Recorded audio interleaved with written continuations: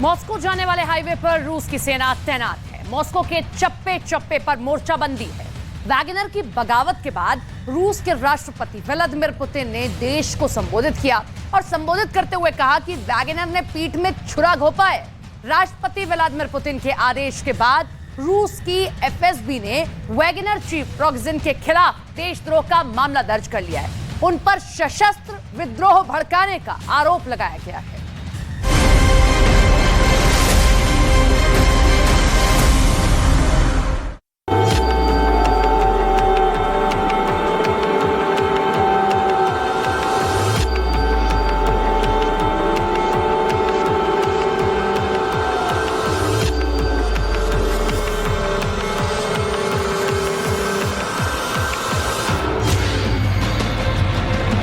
क्या इस फूट से जीत का भरोसा टूट जाएगा?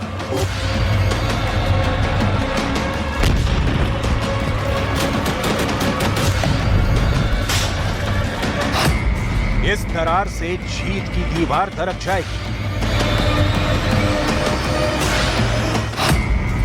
क्योंकि इस धोखे से क्रेमलिन में कोहराम मचा है।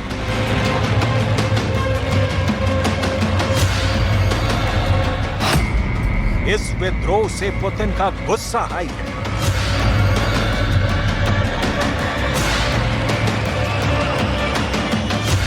Защитим и наш народ, и нашу государственность от любых угроз, в том числе от внутреннего предательства.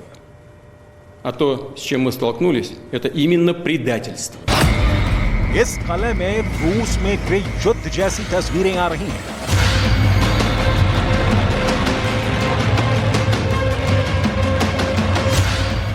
रूस की सेना और वैगनर चीफ की अंदरूनी लड़ाई अब खुलकर दुनिया के सामने आ गई है। पुतिन का पालतू कहा जाने वाला वैगनर ग्रुप का मुखिया येवगेनी प्रिगोजिन बागी हो गया है। रूस की प्राइवेट आर्मी अब आउट ऑफ कंट्रोल हो गई है और रूस के खिलाफ ही हथियार उठा लिए हैं।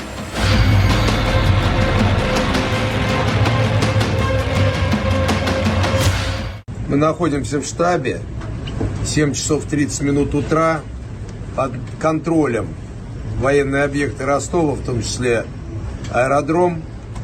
Самолеты, которые уходят для боевой работы, уходят штатно, проблем никаких нету. Санитарные борта уходят, проблем нет. Все, что делается, это мы взяли под контроль, чтобы штурмовая авиация не наносила удары по нам, а наносила по украинцам. Главный штаб управления, главный пункт управления работает в штатном режиме. Проблем никаких нет, ни один офицер не оторван. Поэтому, когда вам будут рассказывать о том, что ЧВК «Вагнер» помешала работе, ये बात बहुत पहले से क्रेमलिन के बंद दरवाजों से रिस कर बाहर आ रही थी कि पुतिन और वैगनर ग्रुप के बीच सब ठीक नहीं चल रहा है। पश्चिमी मीडिया में तमाम रिपोर्ट छपते रहे, जिसमें दावा किया गया कि पुतिन और उनकी प्राइवेट आर्मी के नाम से कुख्यात वैगनर ग्रुप में फूट पड़ गई है। वैगनर ग्रुप के बागी तेवर जो अब सामने आए हैं, उसके संकेत येवगेनी प्रिगोजिन ने 1 महीने पहले ही दे दिए थे। पिछले महीने 25 मई को येवगेनी प्रिगोजिन ने बगावत से भरी चेतावनी दी थी। येवगेनी प्रिगोजिन का कहना था कि रूस को एक मुश्किल युद्ध के लिए तैयार रहने की जरूरत है। रूस को क्रांति का खतरा है। रूस के राष्ट्रपति व्लादिमीर पुतिन 1917 की क्रांति जैसी एक नई क्रांति का सामना कर सकते हैं। जो होगा वो रूस के लिए अच्छा नहीं होगा। सवाल है, क्या येवगेनी प्रिगोजिन ने इसी बगावत की तरफ इशारा किया था? क्या वैगनर के लड़ाकों ने जो किया है उसकी तैयारी पिछले 1 महीने से हो रही थी? क्या येवगेनी प्रिगोजिन ने इसका ब्लूप्रिंट 1 महीने पहले ही तैयार कर लिया था? क्योंकि येवगेनी प्रिगोजिन ने दावा किया था कि रूस को 1917 की क्रांति की तर्ज पर उथल पुथल का सामना करना पड़ सकता है। जैसे 1917 में गृह युद्ध की शुरुआत हुई थी, वैसा ही 2023 में भी हो सकता है। रूस में गृह युद्ध यानी पुतिन के खिलाफ बगावत, रूस में विद्रोह, मॉस्को में गदर। क्या रोस्तोव में जो हुआ है वो इसी गदर की शुरुआत है? पुतिन और वैगनर ग्रुप में फूट को लेकर अमेरिका की संस्था institute for the study of war की तरफ से भी एक रिपोर्ट आई थी, जिसमें कहा गया कि रूस के येवगेनी प्रिगोजिन पुतिन के वॉर ऑर्डर को हथियार बनाकर पुतिन और वैगनर ग्रुप में दरार पैदा कर रहे हैं। येवगेनी वही शख्स हैं जिन्होंने वैगनर ग्रुप को खड़ा करने में बड़ी भूमिका निभाई। वैगनर ग्रुप को हमेशा से ही पुतिन की प्राइवेट आर्मी कहा जाता रहा है। इतना ही नहीं, येवगेनी पुतिन के इतने करीब रहे हैं कि उन्हें पुतिन का शेफ भी कहा जाता था। ऐसे नाजुक मोड़ पर वैगनर ग्रुप पुतिन का साथ छोड़ देगा, ये कल्पना से परे था। रूस को यकीन करना मुश्किल था, क्योंकि यूक्रेन के बैटल ग्राउंड में इनकी मौजूदगी के सबूत ने पूरी दुनिया में सनसनी मचा दी थी।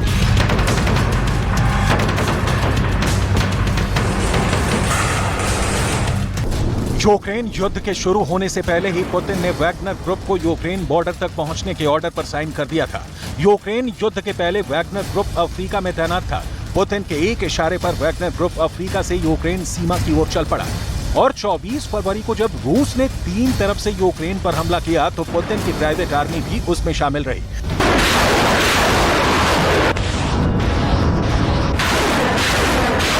बेलारूस के रास्ते रूस ने यूक्रेन पर बड़ा हमला किया। हमले में रूस की सेना के साथ साथ चेचन के लड़ाके और वैगनर ग्रुप भी शामिल हुए थे।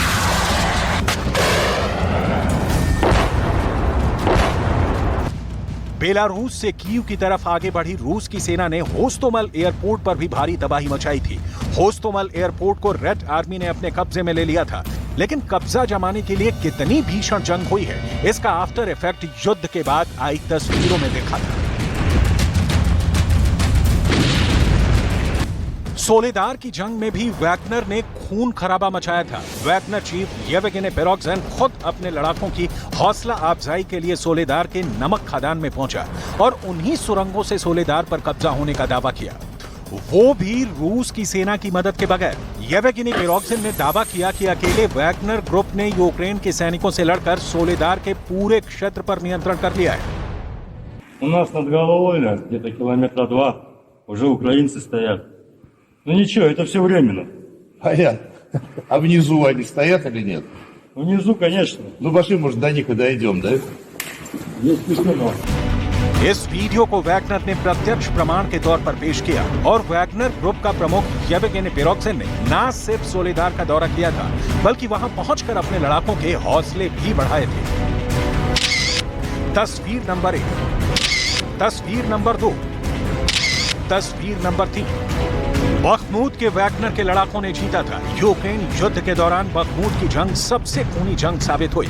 इसे सबसे लंबी और सबसे खूनी लड़ाई करार दिया गया, लेकिन बखमूत पर जीत का दावा करते वक्त भी वैगनर चीफ येवगेनी पेरोगजिन रूस की सेना को नीचा दिखाना नहीं भूला। पेरोगजिन ने कहा कि अगर रूस की सेना थोड़ी सी भी ढीली पड़ी तो बखमूत रूस के हाथों से निकल सकता है। बखमूत पर कब्जा जमाने के बाद वैगनर के लड़ाके वापस आने लगे और रूस की मिलिट्री को बखमूत हैंड ओवर कर दिया गया। वैगनर ग्रुप को रूस की सेना ने ही तैयार किया था। इस ग्रुप को बनाने का मकसद था पुतिन के ऑर्डर को जमीन पर लागू करना, फिर चाहे उसके लिए लोगों का खून ही क्यों न बहाना पड़े। अभी तक वैगनर ग्रुप पूरी तरह से रूस की सरकार के इशारे पर चलता आया था। इस ग्रुप के ज्यादातर लड़ाके रूस की सेना से रिटायर हो चुके फौजी हैं।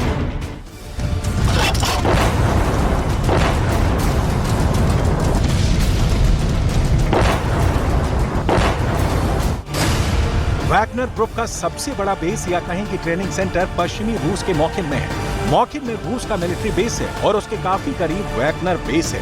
रूस का मौकिन क्राइमिया से भी नजदीक है और यूक्रेन से भी।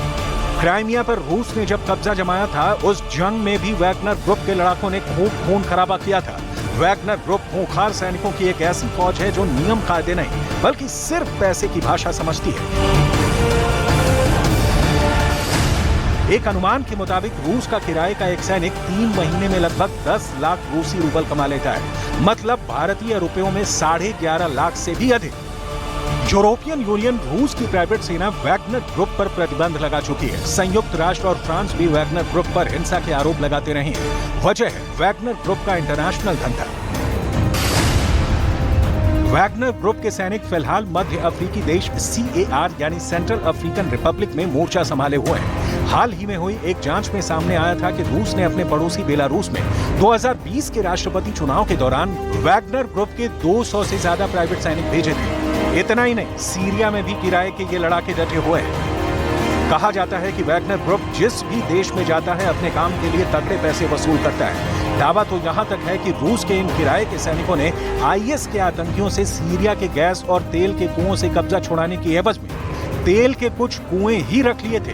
वैगनर ग्रुप का टॉप कमांडर और संस्थापक दिमित्री उद्किन रूस की मिलिट्री इंटेलिजेंस एजेंसी GRU की स्पेशल फोर्सेस में लेफ्टिनेंट कर्नल रह चुका है। वैगनर ग्रुप की जिम्मेदारी पुतिन ने अपने शेफ येवगेनी पिरोग्जिन को सौंप रखी थी, लेकिन अब उसी शेफ ने पुतिन की थाली में बगावत परोस दिया है। येवगेनी पिरोग्जिन पहले ही कह चुका है कि अगर यूक्रेन युद्ध में पुतिन को जीत नहीं मिलती तो रूस में गृह युद्ध छिड़ सकता है। विरोधी पुतिन के खिलाफ हल्ला बोल सकते हैं। पुतिन के इनर सर्कल के लोग बागी हो सकते हैं। रूस की सेना में पुतिन के खिलाफ विद्रोह हो सकता है। सेना का कोई कमांडर ही पुतिन की हत्या की कोशिश कर सकता है। वॉल स्ट्रीट जर्नल की एक हालिया रिपोर्ट कहती है कि पुतिन ने पश्चिमी देशों की निगरानी के डर से इंटरनेट बंद कर दिया है। पुतिन इंटरनेट का इस्तेमाल नहीं करते। किसी भी तरह की जानकारी के लिए पुतिन पूरी तरह से अपने निजी सलाहकारों की रिपोर्ट पर निर्भर है और निजी सलाहकार आमतौर पर पुतिन को बुरा लगने वाले सच बोलने से डरते हैं। जैसे ब्रूटस ने रोमन जनरल जूलियस सीजर की हत्या की थी, जर्मन सेना के अधिकारी कर्नल स्टेफनबर्ग ने जैसे हिटलर की हत्या की कोशिश की थी, वैसे ही क्या कोई रूस की सेना का अधिकारी पुतिन की हत्या की कोशिश कर सकता है? दावे तो यहां तक हैं कि व्लादिमीर पुतिन के खिलाफ रूस में बड़े विद्रोह की तैयारी होने लगी है। ऐसे में रूस अगर यूक्रेन से जंग में हार जाता है तो पुतिन की मुश्किलें बढ़ने की आशंका जताई जा रही है, क्योंकि जैसे जैसे यूक्रेन में छिड़ी जंग खींचती जा रही है वैसे ही रूस भी गृह युद्ध की तरफ बढ़ता दिख रहा है। ये दावा है पुतिन विरोधी रुसलन गाबासाव नाम के एक नेता का, जो रूस के बशकरतस्तान क्षेत्र को अलग देश का दर्जा दिलाने की लड़ाई लड़ रहे हैं। रुसलन गाबासाव का कहना है कि यूक्रेन में युद्ध हार जाने के बाद रूस के कई टुकड़े हो जाएंगे। लोग पुतिन के खिलाफ बड़े पैमाने पर विद्रोह करने के लिए सड़कों पर उतर आएंगे। पुतिन विरोधी इस नेता के मुताबिक यूक्रेन के खिलाफ उठाया गया ये कदम गृह युद्ध और विद्रोह की ओर बढ़ रहा है, जिससे रूस के कई टुकड़ों में बंटने की संभावना बढ़ गई है। रूस की कुल आबादी में अलग अलग समुदाय के लोगों की एक बड़ी तादाद है जो वहां सदियों से रहते आ रहे हैं। इनमें वो लोग भी शामिल हैं जो पुतिन की सत्ता को पसंद नहीं करते और उनके खिलाफ खुलकर बोलते हैं। माना जा रहा है कि यूक्रेन की जंग के बाद रूस में रह रहे ऐसे लोगों के हाथ एक बड़ा मौका लग गया है। रुसलन गाबासाव भी वहां ऐसे ही एक समुदाय की अगुवाई करते हैं जो पुतिन के खिलाफ खड़ा है। पुतिन के इस विरोधी नेता का कहना है कि जंग का परिणाम चाहे कुछ भी हो, पुतिन का शासन बर्बादी की राह पर बढ़ गया है और रूस के कई क्षेत्रों पर रूस की सरकार की पकड़ अब ज्यादा समय तक टिक नहीं पाएगी और बहुत जल्द चरमरा जाएगी। दावा तो ये भी है कि भविष्य में होने वाली राजनीतिक उथल-पुथल से निपटने के लिए रुसलन गाबासाव और उनके समर्थक अपनी सेना बनाने में जुटे हैं। उनका कहना है कि अगर रूस में गृह युद्ध छिड़ता है और उसमें पुतिन को शिकस्त मिलती है तो उनके समर्थक इसे बर्दाश्त नहीं कर पाएंगे। पुतिन विरोधी नेता के मुताबिक पुतिन किसी तरह अगर जंग जीत भी गए तब भी यूक्रेन के लोग पुतिन को स्वीकार नहीं करेंगे, ठीक वैसे ही जैसे पुतिन से वैगनर की बगावत पर एक बार की किसी को भी भरोसा नहीं हुआ।